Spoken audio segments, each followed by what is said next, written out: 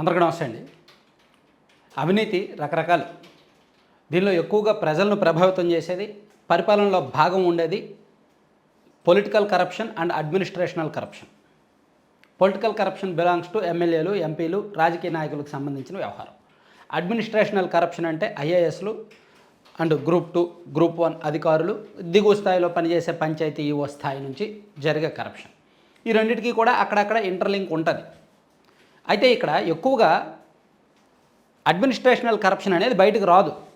బయటకు వస్తే అది ఖచ్చితంగా కేసు అవుద్ది. ఏసీబీ కేసు నమోదు చేస్తారు, ఏసీబీ వాళ్ళు ఎంక్వైరీ చేస్తారు, రెడ్ హ్యాండెడ్గా పట్టుకుంటారు. రకరకాలుగా కోర్టులు విచారణలు, వాళ్ళ ప్రమోషన్లు ఆపేయడము, వాళ్ళ ఇంక్రిమెంట్లు కట్ చేయడము, వాళ్ళని సస్పెండ్ చేయడము, వాళ్ళని డిస్మిస్ చేయడం, రకరకాల వ్యవహారాలు జరుగుతాయి. పొలిటికల్ కరప్షన్ జరిగేసరికి రాజకీయ నాయకులు ఒకసారి పదవిలోకి వస్తే 5 ఏళ్ళు వాళ్ళ అధికారంలో ఉంటారు కాబట్టి వాళ్ళని ఎవరు మొత్తం అధికారులు సిస్టమ్ అంతా వాళ్ళ కంట్రోల్లో ఉంటుంది కాబట్టి వాళ్ళని ఎవరు ప్రశ్నించలేరు. ప్లస్ వాళ్ళ అవినీతి వ్యవహారాలు 99.99% బయటకు రావు. అంతా కూడా లోపాయికారిగా జరిగిపోతాయి. ఒక ఎమ్మెల్యే ఎవరు కూడా నేరుగా వెళ్ళి డబ్బులు తీసుకోరు కదా, ఎవరి ద్వారానో తతంగాలు నడిపిస్తారు. సో అయితే మన ఛానల్లో రాష్ట్రం బాగుండాలంటే, ప్రజలు బాగుండాలంటే కరప్షన్కి వ్యతిరేకంగా మనం ఖచ్చితంగా అలర్ట్ చేయాలి. అలర్ట్ చేయాల్సిన అవసరం నాకుంది. నాకున్న 2 ఛానల్స్ కలిపి నాకున్న 6.5 లక్షల సబ్స్క్రైబర్ సాక్షిగా మనం జరుగుతున్న అవినీతిని జస్ట్ అలర్ట్ చేస్తాం. అది బీభత్సంగా వాళ్ళ మీద పడి ఆడవడమో, వాళ్ళని ఇన్సల్ట్ చేయడమో మన ఉద్దేశం కాదు. ప్రభుత్వానికి తెలియజెప్తాం మన వీడియోల ద్వారా, ఆ ఎమ్మెల్యేలకు తెలియజెప్తాం, ఆ అధికారులకు తెలియజెప్తాం. దాని ద్వారా వాళ్ళు అలర్ట్ అవుతారు. అరే ప్రజలు ఇలా అనుకుంటున్నారు, మీడియాలో వచ్చింది, మనం జాగ్రత్త పడాలి, ఇంకోసారి అలా చేయకుండా ఉండాలి అనుకుంటారు. ఆ ఉద్దేశంతోనే నేను ఎమ్మెల్యేల అవినీతి మీద రకరకాలుగా వీడియోస్ చేశాను. ప్లస్ నేను ఏదైతే వీడియోస్ చేశానో అవన్నీ పెద్దలకు కూడా పంపించాను, ప్రభుత్వ పెద్దలకు కూడా పంపించాను. దాని మీద ఎంక్వైరీ కూడా వాళ్ళు చేసుకున్నారు. సో ఇప్పుడు నిన్న నా మీద ఒక మిత్రుడు ఒక వీడియో చేశాడు. అదేంటంటే నా మీద కేసు పెడతాను, ఎమ్మెల్యేలు అవినీతి చేస్తున్నారని చెప్పి అతను పదే వీడియోస్ చేస్తున్నాడు. ఆ వీడియోస్ అన్నీ మేము కలెక్ట్ చేస్తున్నాము, అతని మీద పోలీస్ కేసు పెడతాను, అందుకు కోర్టులో కేసు వేస్తాను, అండ్ పార్టీ పెద్దలకు ఫిర్యాదు చేస్తాను, అది ఇది అన్నాడు. సరే, అది ఆయన స్వేచ్ఛ, ఆయన ఇష్టం. కాకపోతే కేసు పెట్టే ముందు ఒకటి, ఈ వీడియో మొత్తం చూసి అప్పుడు పెట్టుకోవచ్చు. ఒకటి, నేను ఇప్పుడు వరకు చేసిన ప్రతి వీడియోకి నేను కట్టుబడి ఉన్నా. ఏ ఒక్క వీడియో కూడా నేను డిలీట్ చేయలేదు, ఏ ఒక్క వీడియో నేను ప్రైవేట్లో పెట్టను, నేను కట్టుబడి ఉన్నా. 2, వాళ్ళేమో పార్టీ పెద్దలకు ఇవ్వక్కర్లా, నేను ఆల్రెడీ ఇచ్చాను. వీడియో చేయడానికి ముందే నేను ప్రతిదీ కూడా పెద్దలకు పంపించాను, వాళ్ళు కూడా ఇంటర్నల్గా ఎంక్వైరీ చేసుకున్నారు. 3, నేను అంత ఆషామాషిగా వీడియోస్ చేయను, అంత ఆషామాషిగా ఎవరినో టార్గెట్ చేయాల్సిన అవసరం నాకు లేదు. నేను ఏ ఒక్క ఎమ్మెల్యే మీద పదే చేయట్లేదు.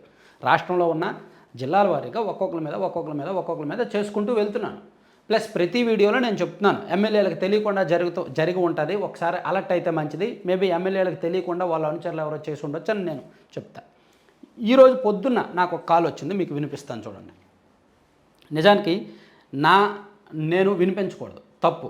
నాకు ఒక మిత్రుడు, ఒక సబ్స్క్రైబర్ ఎవరో నాకు ఫోన్ చేసి వాళ్ళ నియోజకవర్గంలో జరుగుతున్న అవినీతి నాకు చెప్పినప్పుడు నేను బయటకు వినిపించకూడదు, బయట పెట్టకూడదు. కానీ తప్పనిసరి పరిస్థితుల్లో బయట పెడుతున్నా. ఎందుకంటే చాలామంది ఏడిస్తేస్తున్నారు. నేను విషయాలు బయట పెడుతుంటే నీ దగ్గర ఆధారాలు ఉన్నాయా, నువ్వే అన్నీ ఎలా చెప్తావు? సో ఆయన నా మీద వీడియో చేసింది ఒక టీడీపీ కార్యకర్తే. ఆయన ఒక కరుడు కట్టిన కార్యకర్తలా ఫీల్ అయిపోయి మాట్లాడుతూ ఉంటాడు. ఆయన అంటే టీడీపీ కార్యకర్తలను అందరినీ అన్నట్టు సింపతి డ్రామాలు ఆడతాడు. అంత సింపతి వీడియోలు, సింపతి హెడ్డింగ్లు, సింపతి మొహం, సింపతి ఏడుపులు, అంతా ఏడుపు కొట్టు వ్యవహారాలు ఆయనవన్నీ. సరే, అవి వదిలేద్దాంలే. సో ఇప్పుడు నాకు పొద్దున్న ఒక కాల్ వచ్చింది, నేను మీకు వినిపిస్తాను ఉండండి.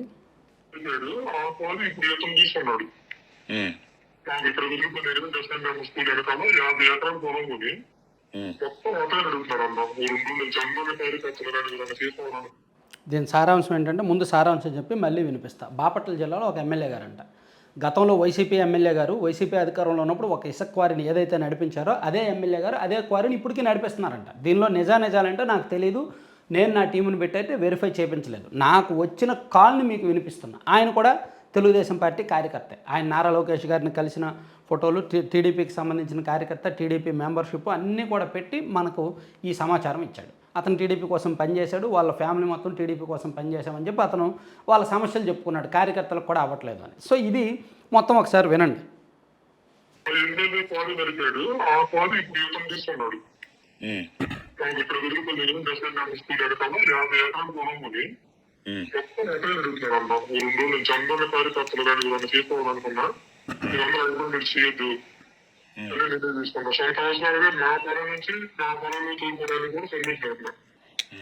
ఏమైనా ప్రూఫ్స్ ఉన్నాయండి? ఫోటోలు వీడియోలు ఏమైనా ప్రూఫ్స్ ఉన్నాయా?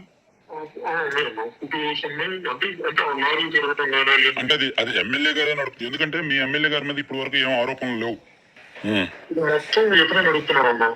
అందరూ వెళ్ళి అడిగినా పార్టీ క్యాడర్ కానీ ఏమైనా తీసుకున్నా ఇబ్బందులు పడ్డా ఆయన అడిగినా కూడా ఇవ్వట్లా. అంటే ఆయన కూడా చాలా ఖర్చు పెట్టాడుగా. దాని ఊరికే ఆయన ఖర్చు పెట్టే ఇబ్బంది లేదు కదా. సొంత అవసరం అక్కడ తీసుకొని మొత్తం నేనే కొంటానని అంటున్నాడు. ఒకటే ఎక్కడ, ఏ ఊర్లో అది? ఎదురుపల్లి. ఎన్ని ఎకరాలు క్వారీ? అది ఉంది తను ఒక 40 నుంచి 50 ఎకరాలు కొన్నాను. ఆయన కొనేసి నడుపుడు గతంలో అతనే నడిపాడు ఆ క్వారీని. బాబు గారు కూడా ఇక్కడికి వచ్చినప్పుడు విమర్శించారు. ఏం పైన నువ్వు ఇసుకుంటావా, ఇసుకంతా నీదేనా విమర్శించారు. ఇప్పుడు వచ్చి అందరూ కేసులు కట్టాల్సింది పోయి అసలు ఆ క్వారీని ఏం తీసుకుంటారు. అంతకుముందు వాళ్ళ క్వారీ నడిపి వాళ్ళు చెరువులు చేసుకుంటున్నారు మనుషులు పెట్టి.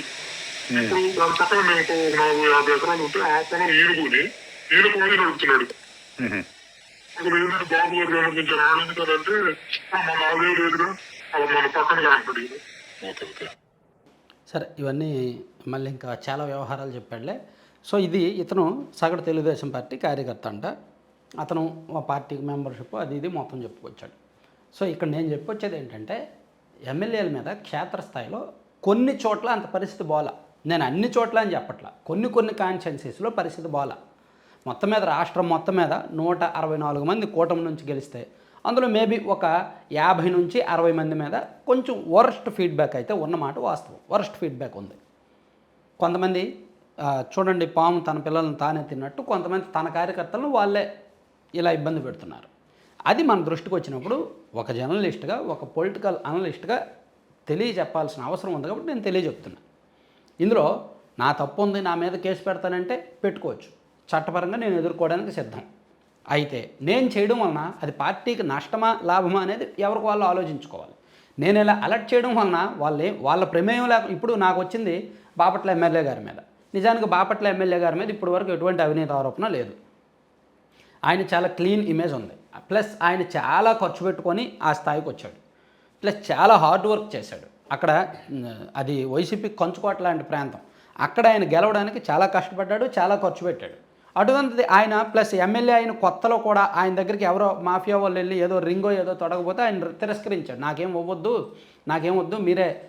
మీరు కరప్షన్ చేయడం ఆపేయండి అని చెప్పి ఆయన తిరస్కరించాడని ఒక వార్త కూడా వచ్చింది. మనం కూడా ఇప్పుడు వీడియో చేసుకున్నాం. సో ఇప్పుడు వరకు అంత క్లీన్ ఇమేజ్ ఉంది. నేను అదే ప్రశ్న వేశాను, మీ ఎమ్మెల్యే గారి మీద ఇప్పుడు వరకు ఆరోపణలు లేవు, నువ్వే ఆరోపణ చేస్తున్నావు అని. ఆయన ఊరు పేరుతో సహా చెప్తున్నాడు. ఊరు పేరు చెప్తున్నాడు, ప్లస్ క్వారీ ఎక్కడ ఉంది దాని సర్వే నెంబర్ చెప్తున్నాడు, దానికి సంబంధించిన ఫోటోలన్నీ నాకు పంపించాడు. సో ఇప్పుడు అంటే ఎంత డెప్త్గా కార్యకర్తలు ఇబ్బంది పడుతున్నారనేది చూడండి. ఇది ఒక ఉదాహరణ. ఇంకా ఇటువంటివి చెప్పుకోవాలంటే ఒక 50 నుంచి 60 నియోజకవర్గాల్లో గొక్క తిప్పుకోకుండా మనం చెప్పొచ్చు ఉన్నాయి. సో పరిస్థితిని చక్కదిద్దుకోండి. మేబీ ఎమ్మెల్యే గారికి తెలియకుండా వాళ్ళ అనుచరులు వాళ్ళు ఎవరో చేస్తే 1-2 సార్లు చెక్ చేసుకొని వెరిఫై చేసుకోవడం మంచిది. ఇంకా 4 ఏళ్ళకు పైగా టైం ఉంది. సో మా లాంటి వాళ్ళు ఇప్పటికిప్పుడు వీడియోలు చేసిన వాళ్ళని వాళ్ళకు వచ్చిన నష్టమేమీ ఉండదు. వాళ్ళు అలర్ట్ అవ్వచ్చు, వాళ్ళు ఏమైనా తప్పులు ఉంటే సరిదిద్దుకోవచ్చు, అది మంచిది. సో నేను చేయడం వలన చేయడం వలన వాళ్ళకే లాభం. అంతే తప్ప నేను వైసీపీ కోవర్ట్ని, నేను వైసీపీ వాళ్ళ దగ్గర డబ్బులు తీసుకొని చేస్తాను, లేదా వైసీపీ వాళ్ళు నా దగ్గర చేయిస్తారు అనడానికి ఆస్కారమే లేదు. అసలు ఆ సమస్య ఉండదు. జీవితాంతం వైసీపీ రాకూడదు అని సగటు తెలుగుదేశం పార్టీ కార్యకర్తలు కోరుకొని మొన్న ఎన్నికల్లో కసిగా పనిచేశారు. సో వైఎస్ఆర్ కాంగ్రెస్ పార్టీ అనేది అస్సలు రాకూడదు అనేది టీడీపీ కార్యకర్తలు అందరూ కోరుకున్నారు. దానికి తగ్గట్టు అదే కసిగా పనిచేయాలి, ప్రభుత్వం కూడా పనిచేయాలి. సో ఇక్కడ పొలిటికల్ కరప్షన్ని ఈవెన్ చంద్రబాబు గారికి తెలుసు, లోకేష్ గారికి తెలుసు. కొన్ని వాళ్ళు కూడా చెక్ చేసుకుంటున్నారు, వెరిఫై చేస్తున్నారు, వాళ్ళ రిపోర్ట్స్ వస్తున్నాయి. ఒక 1 ఇయర్ తర్వాత నుంచి ఎమ్మెల్యేలకు వార్నింగ్ ఇవ్వడానికి రెడీ అవుతున్నారు.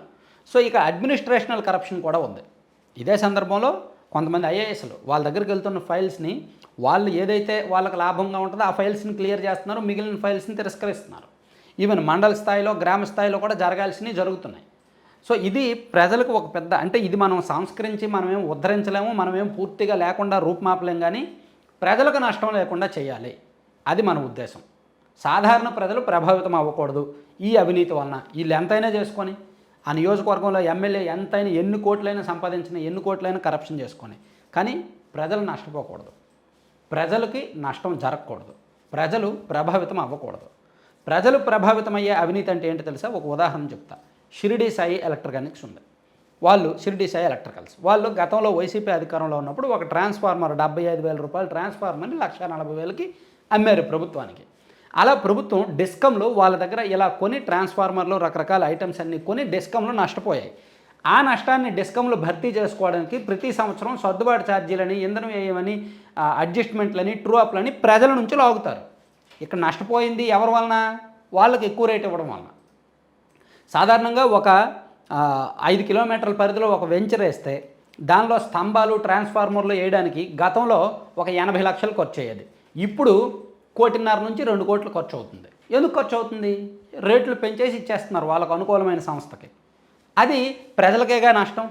దానివలన డిస్కౌంట్లు నష్టపోతే డిస్కౌంట్లు ఏమైనా జేబులో డబ్బులు పెడతాయా? ప్రజల నుంచి అదనపు ఛార్జీలు వసూలు చేస్తారు. అది ప్రజల ప్రభావితమే. అలాగే ఒక ఇసుక దగ్గర ఎమ్మెల్యే కమిషన్ ఇవ్వాలి అంటే, ఒక 1000 రూపాయలు 500 ట్రాక్టర్ మీద కమిషన్ ఇవ్వాలి అంటే అది ఇసుక కొనుక్కునేవాడికి నష్టం కదా, వాడే కదా ఎక్కువ రేటు పెట్టి కొనాల్సింది. సో అది ప్రజలు ప్రభావితం అవుతున్నట్టు. అలాగే ఒక మద్యం షాపు నుంచి ఒక ఎమ్మెల్యేకి నెలకు 2 లక్షలు, 3 లక్షలు, 5 లక్షలు కమిషన్ ఇవ్వాలి అంటే ఆ మద్యం షాపు ఎంఆర్పి కంటే ఎక్కువ అమ్ముతున్నారు కదా, అది ప్రజలు ప్రభావితం అవ్వడం అంటే. సో ప్రజలు ప్రభావితం అవ్వని, ప్రజలకు సంబంధం లేని అవినీతి ఏదైనా చేసుకోవచ్చు. సో ప్రజలు ప్రభావితం అయితే మాత్రం నేను ఖచ్చితంగా వీడియోస్ చేస్తాను. 100 కేసులు పెట్టుకోండి, 1000 కేసులు పెట్టుకోండి, లీగల్గా ఫైట్ చేస్తాను, లీగల్గా వెళ్తాను. కానీ ఇలా అప్రమత్తం చేయడం మాత్రం ఆపనన్నమాట.